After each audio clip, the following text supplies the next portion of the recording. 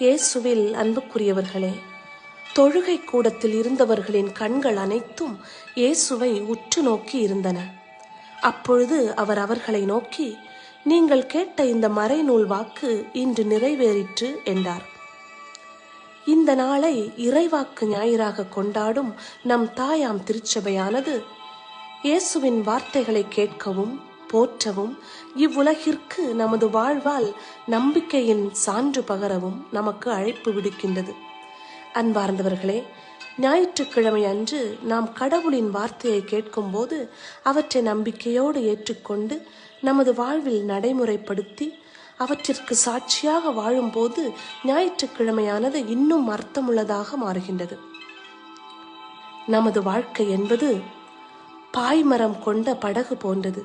கடவுள் நமது வாழ்க்கை படகை வெகு தூரம் கொண்டு செல்லும் காற்று போன்றவர் ஆவார்.